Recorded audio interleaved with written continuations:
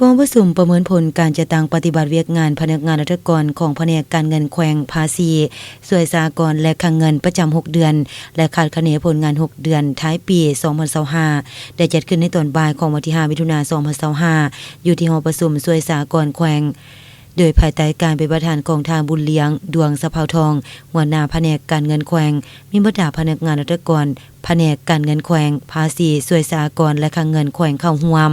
จุดประสงค์ของกองประชุมครั้งนี้ก็เพื่อเป็นการประเมินผลตีราคาการจัดตั้งปฏิบัติเวียกงานของพนักงานราชการเพื่อให้เวียกงานดังกล่าวได้ดำเนินไปอย่างเป็นระบบถูกต้องสอดคล้องกับแนวทางนโยบายของพรรคและกฎหมายของรัฐ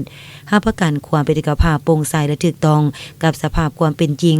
ในสาเหตุให้เวียกงานการประเมินผลและคุ้มครองผลการจัดตั้งปฏิบัติเวียกงานของพนักงานราชการที่สังกัดองค์การจัดตั้งภาครัฐแนวราวสร้างสรรค์องค์การจัดตั้งมหาชนขั้นศูนย์กลางและองค์การปกครองท้องถิ่นในขอบเขตทั่วประเทศให้มีประสิทธิภาพและมีประสิทธิผล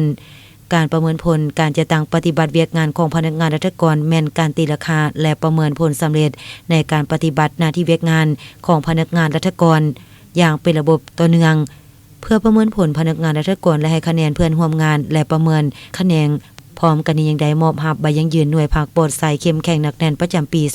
2024ให้แก่จำนวน5หน่วยภาคคือหน่วยภาคคะแนนจัดตั้งบริหารบัญชีและกวดกาหน่วยภาคสวยสหกรณ์หน่วยภาคงบประมาณและทรัพย์สินหน่วยภาคคลังเงินแห่งชาติประจำแขวงและหน่วยภาคภาษีประจำแขวงให้เกียรติกล่าวมอบโดยท่านบุญเลี้ยงดวงสะเภาทองหัวหน้าแผนกการเงินแขวงรับโดยต่างหน้าทั้ง5หน่วยภาค